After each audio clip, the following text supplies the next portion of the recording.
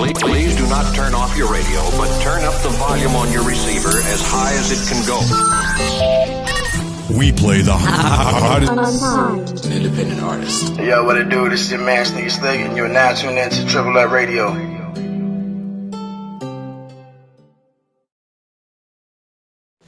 Yo. So, yo, today, it's cold as hell outside, bro. We in Florida. You know, y'all know I'm in Orlando. It's cold as hell. But,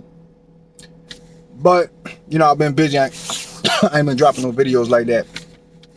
But I wanted to hit y'all up with something this weekend. I don't usually drop on the weekends because it don't really do no numbers like that. But I'm gonna tell y'all, it's a story, but I want y'all young niggas to understand something about decisions and changes. You know what I mean? Decision making and changes.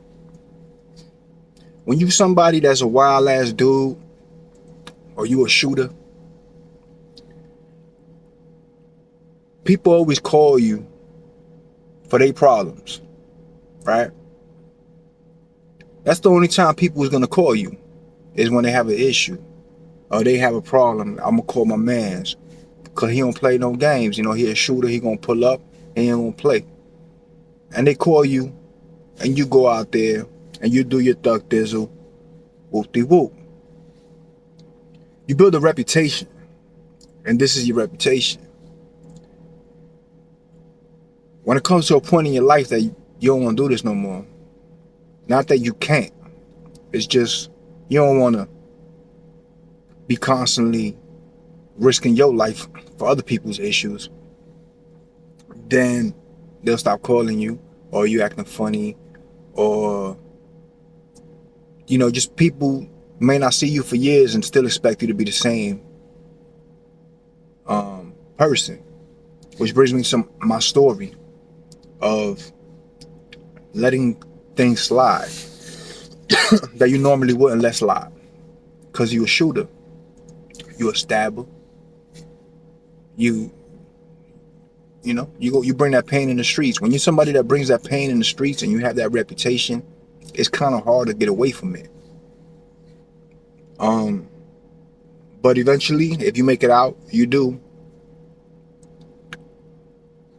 get away from it. But it has to come with a decision and a change. When I noticed that it was happening to me, I was in prison. I gotta be careful what I say, cause, you know, but niggas was getting money in prison. On my second bid, I already knew how to maneuver through prison. I already had been to prison. I did 3 years in prison prior. I went back for 2. Actually, at 18 months, I did. So, I already knew how to maneuver. As soon as I touched down, I went to my people. When I say my people, Spanish people, Puerto Ricans. I let them know, yo, this is what the lick read. They looked at me like they was acting funny. All right. Prison segregated. Black, Spanish, you know, that's how I rock. So, it's a black dude from home team. He from Orlando. He don't get no money. He trying to make some moves. People gonna hear about you. People gonna know who you are all over the state. They gonna know who you are if you making moves. Cause people talk. And in prison they got phones and niggas is communicating from this prison to that prison to whoop to whoop. You know how it go. So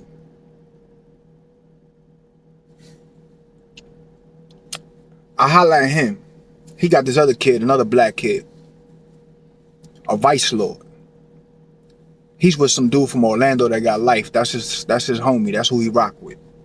And they're vice lords. Right. So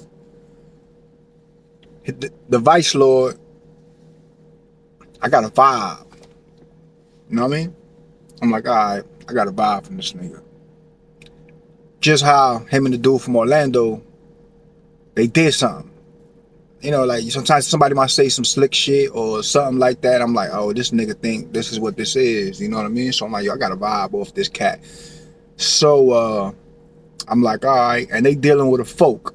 Now the leader of the Vice Lord is from Chicago, and the leader of the folks in that prison camp was from Chicago.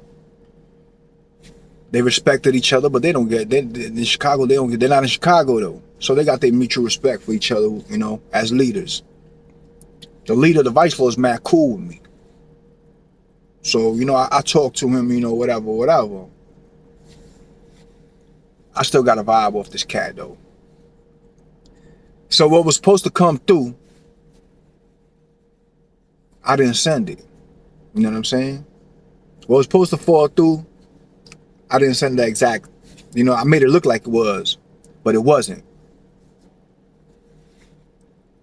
Because I got a vibe. You know what I'm saying? So I said, if he play himself, which I know he's going to play himself, I'm going to give him this little bit of rope to hang himself. If he don't play himself, then we finna get this bread. But I already know you're going to play yourself. It's another cat in my dorm. He was from Miami. His name was Bane. He dealt with E-Class. E-Class brother. Or something like E-Class brother-in-law. I think E-Class was married to his sister, the dude that deal with Rick Ross and all them cats from Miami. I don't know. Bane was a humble dude, solid dude. Oh, he liked to work out, and you know, he wasn't no troublemaker. He wasn't shy away from nothing, but he wasn't one of them dudes. You could tell who was who, how they carried themselves. Bane got a homie. He got life. He was a cutthroat from Jacksonville. His name was BG. So BG get at me, Bane get at me. They both getting at me. Woo, woo, woo. So all right. So I'm gonna make a play. Boom.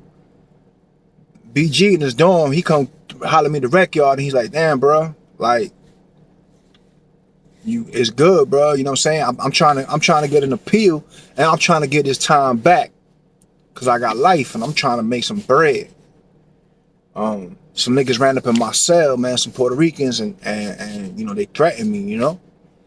I was like, well, I don't know nothing about that, you know, cause it was about the whole, you know. So I was like, well, you know, but now he know it's for real. You know what I'm saying? So we make that play. Vice Lord, I already know he gonna try some funny shit, right? So when everything go into play, he already coming with the finesse game. You feel me? But he don't know. I got his address to his house. Like, I'll send people to your house, nigga, where your wifey at, nigga, and your kids at. Like, don't play with me, my nigga. Like, you don't even know who you dealing with. But I'm laughing because he's little. I'm 6'2". Dude like 5'4", 5'5", or some shit like that. And the Bloods are trying to extort him, and the Bloods beat him up. And I seen his hand game, and he don't want it with me, bro. You know what I'm saying? I ain't no monster. I ain't a bear. You know what I mean? I ain't no bear. But I gets busy a little bit. You know what I mean? And he definitely ain't want that problem. But he's underestimating me. At the same time, I'm about to go home. Like, it's short time by the time this is all going on. You know what I'm saying? For me, I only had 18 months. So, do I crash this man out?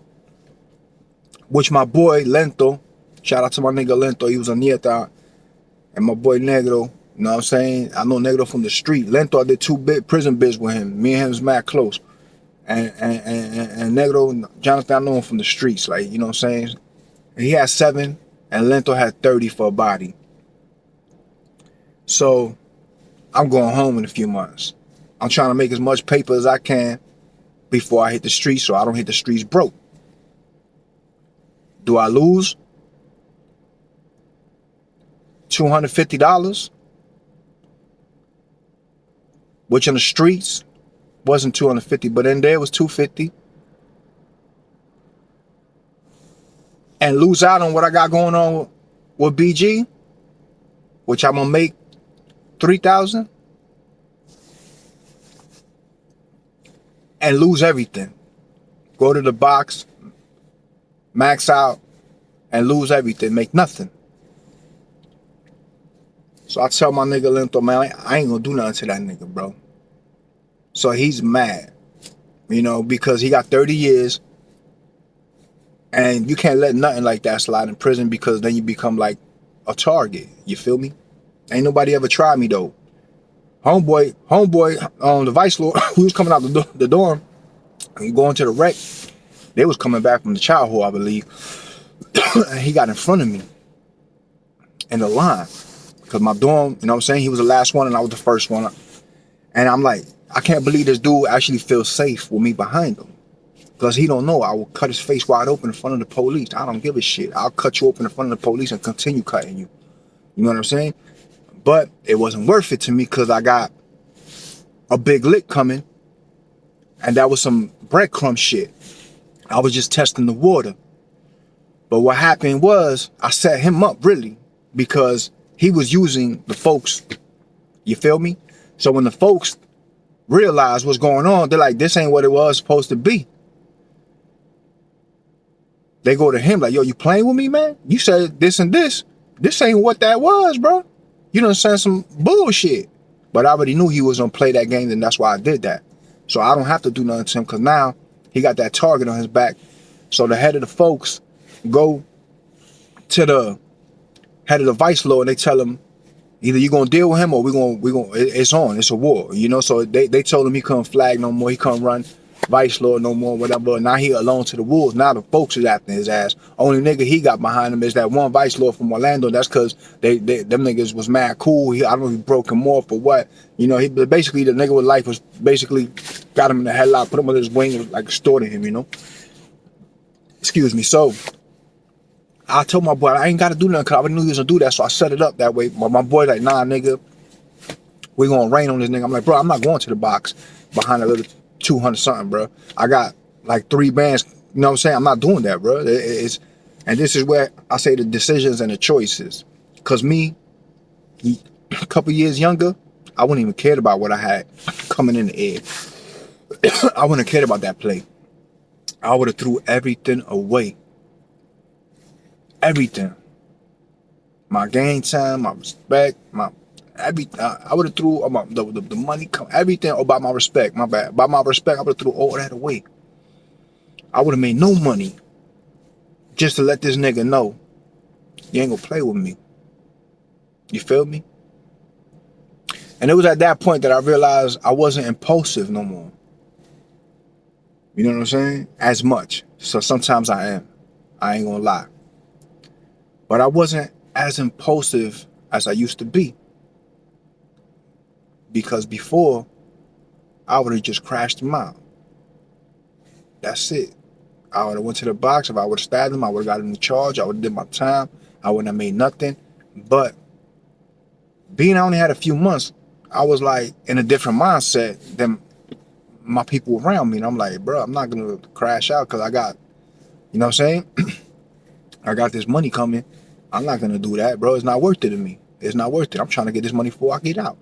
Y'all got to live here for 30 more years and 7 more years. I don't. You know what I'm saying? So,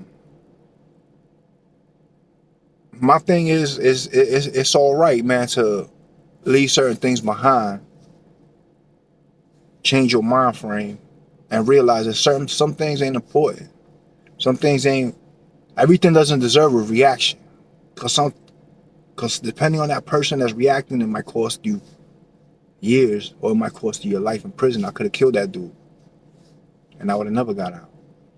Over $250, which really wasn't $250. You know, that's chain gang prices. You know, so was it worth it? To me, it wasn't, and it was a decision I had to make. Had to be made, and in my growth, because I grew up in and out of prison and in and out of jail, I realized, like, man, that shit ain't even worth it, because I'll rain on that nigga, and he know it. Now, crazy story is, I get out. He wasn't from Orlando. He was from somewhere around the outskirts. I don't know where.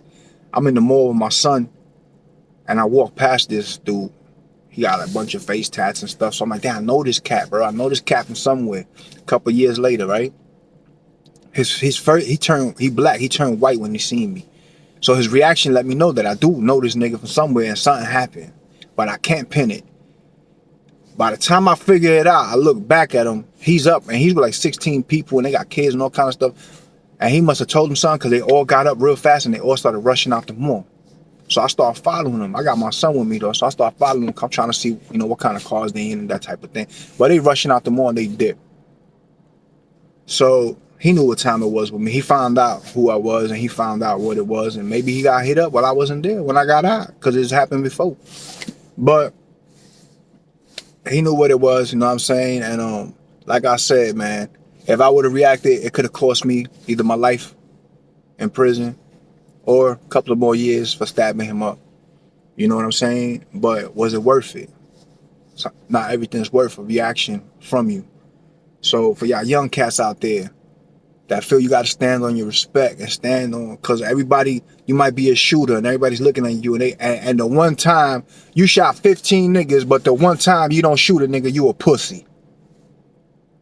You understand what I'm saying? Not everything's worth the reaction, and not everybody's gonna be there for you when you in jail, and not everybody's gonna be there for you when you know what I'm saying, when you die. Nobody's gonna come look out for your kids. Nobody's gonna, you know what I'm saying? Your family, your parents, your maybe your wifey, you know what I'm saying? Them the people that's gonna be in your corner. Other than that, all that little gang shit, your little homies, they gonna tell you they ain't gonna be there. They're gonna try to smash your girl when you go on and all that. So not everything deserves a reaction. And just because you let a nigga slide that one time, cause you feel like, man, that shit petty. You know what I'm saying? And you let that shit slide, you a pussy. You ain't no pussy, man. You just grown. So you gotta realize your growth, and not everything deserves a reaction, and your change and your mind frame and your decisions can be costly. You know what I'm saying? So with that being said, man, y'all keep that in mind and forget what the masses say, forget what everybody else is saying, man. Go with your gut and go with your heart. You know what I'm saying? And if you feel like this shit ain't worth it, then do you and go after what's worth it in your life. You know what I'm saying? Because the streets ain't worth it. Prison ain't worth it. You know what I'm saying? So yeah, it's your boy Zulu King Street Fan 407. Y'all know what it is. We all gas, no brakes. If you ain't gonna be good, at least be safe, man. If you're legal, keep the pop with you, because things is getting crazy. Stay warm. It's cold as hell out here, y'all. Peace.